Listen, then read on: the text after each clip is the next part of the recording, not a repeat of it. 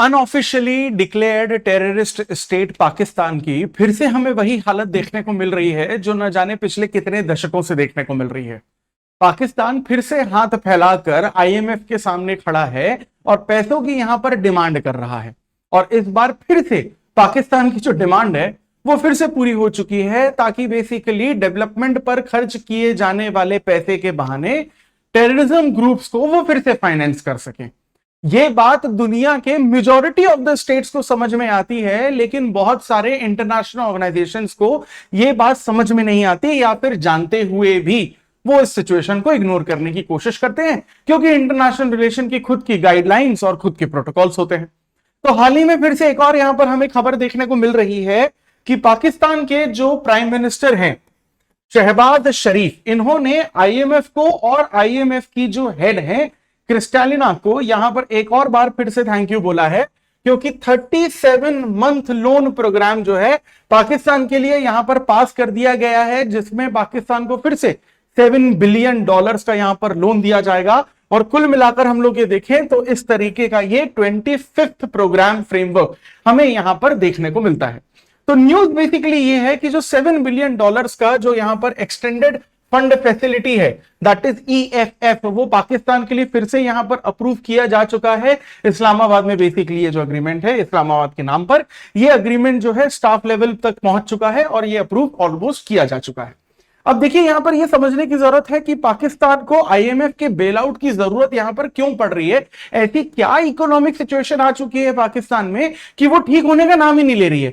देखिए सबसे पहली बात तो यह है कि पुअर गवर्नेंस। अब गवर्नेंस तो तभी आपके देश में अच्छी हो सकती है जब सिर्फ नाम के लिए डेमोक्रेसी ना हो, लेकिन सच में वहां पर डेमोक्रेसी हो। क्योंकि आए दिन बेसिकली पाकिस्तान में हमें मिलिट्री कू देखने को मिलता ही है, और मिलिट्री कू नहीं भी देखने को मिलता तो हमें पता है कि वहां के देश की जो सरकार है वो सरकार न चलाकर बेसिकली वहां की आर्मी ही चलाती है। और इंटरेस्टिंग बात यह है कि जब से पाकिस्तान बना है से लेकर आज तक कोई भी ऐसा पर्सन नहीं रहा पाकिस्तान में जिसने जो प्राइम मिनिस्टर बना और उसने अपना पूरा 5 साल का जो टेन्योर है वो कंप्लीट किया हो। तो गवर्नेंस एक बहुत बड़ी बात यहां पर है ही कि पैसों को किस लिहाज से खर्च करना चाहिए वो पाकिस्तान की सरकार को नहीं समझ में आता है।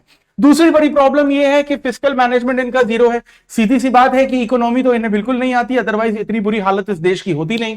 देन जो कोविड का जो इंपैक्ट है वो इस देश से खत्म होने का नाम ही नहीं ले रहा है। ठीक, इसके अलावा रशिया का जो वॉर चल रहा है यूक्रेन के साथ, तो उसमें ट्रेड में भी प्रॉब्लम्स यहां पर हमें बहुत ज्यादा देखने को मिली है कि पाकिस्तान में अगेन इकोनॉमिक प्रॉब्लम्स आती हैं।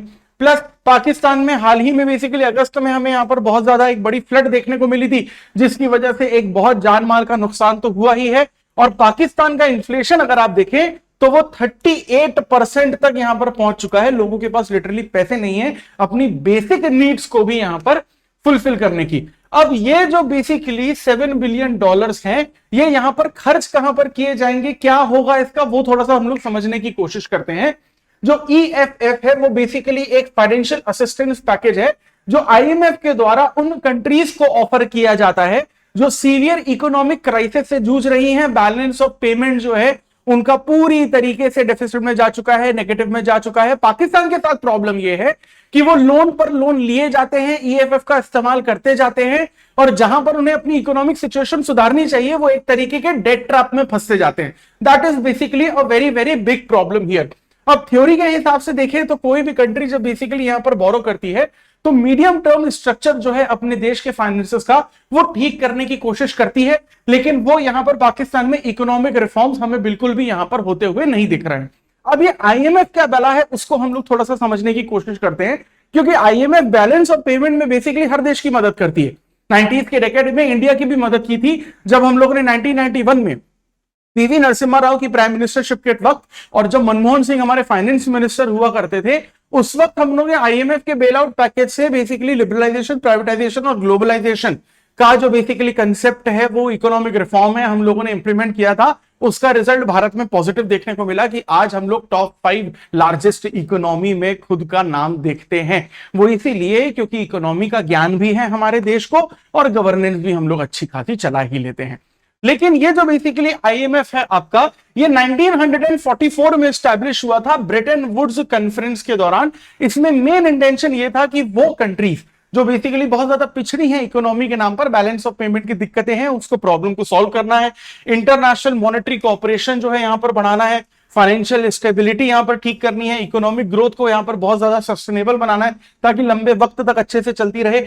आज की तारीख में अगर आप देखें तो 190 कंट्रीज जो हैं वो बेसिकली आपको इसकी मेंबर देखने को मिलती है, और आईएमएफ इन कंट्रीज को टेक्निकल असिस्टेंस, इकोनॉमिक असिस्टेंस, ये सारी चीजें देखता है।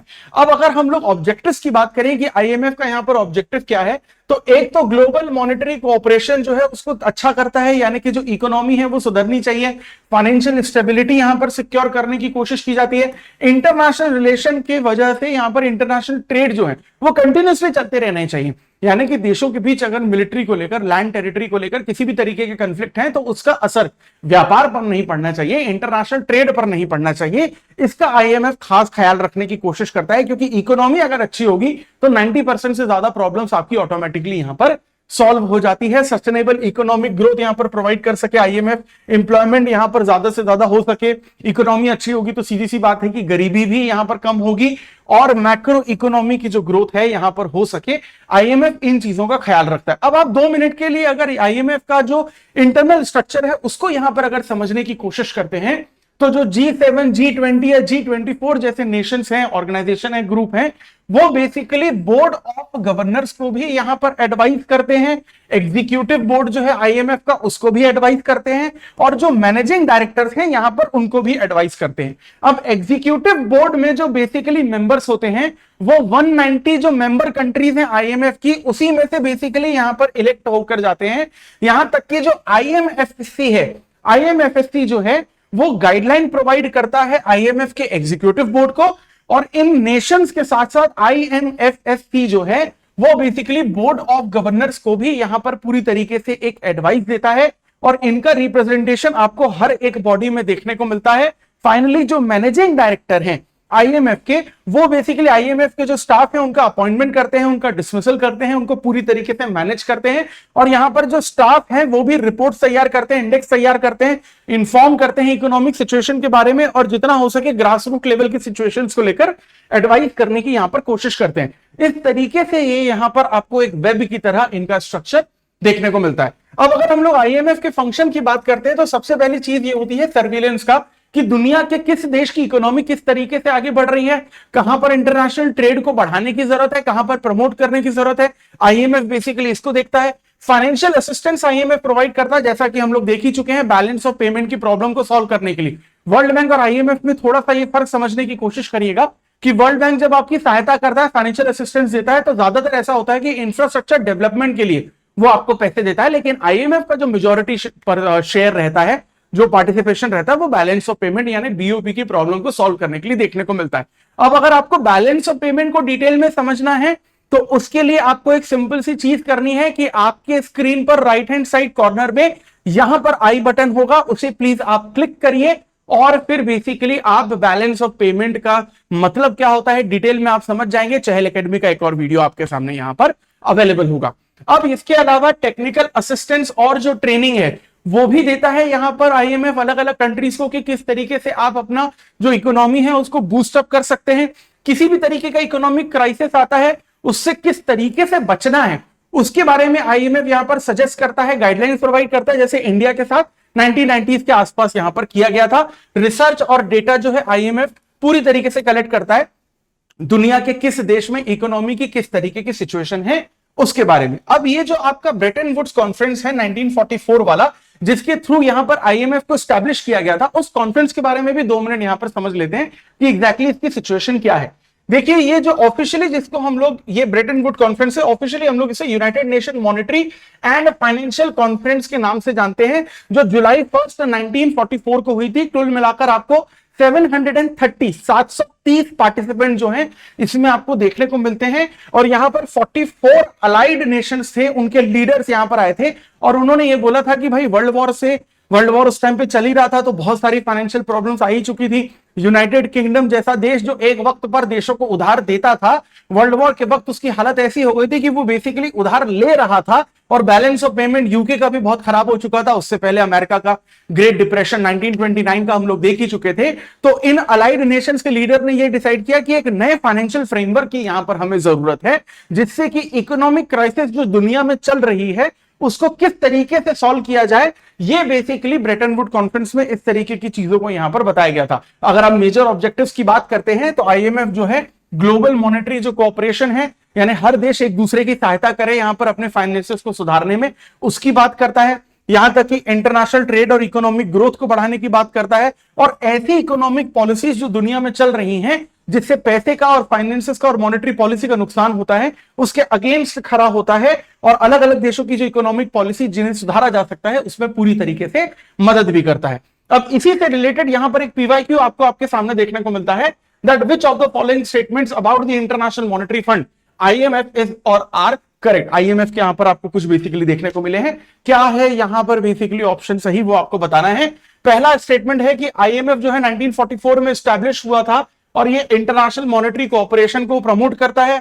दूसरा, ये आईएमएफ जो है वो लॉन्ग टर्म लोन देता है सिर्फ और सिर्फ अपनी मेंबर कंट्रीज को, जो मेंबर नहीं है उन्हें लोन नहीं देता, ये स्टेटमेंट है।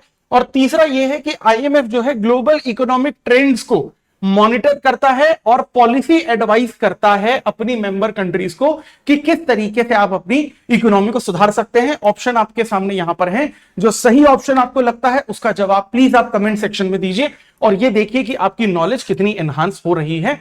और इसी तरीके से अगर आप अपनी इकोनॉमी और इंटरनेशनल रिलेशन जैसे सब्जेक्ट्स के टॉपिक्स के नॉलेज को एनहांस करना चाहते हैं और कॉम्प्लिकेटेड कंटेंट को आसान भाषा में और डिटेल में कंज्यूम करना चाहते हैं, so for that please stay tuned to Chahal Academy. This is Anubhav Depani. I will see you in the next video. Thank you very much.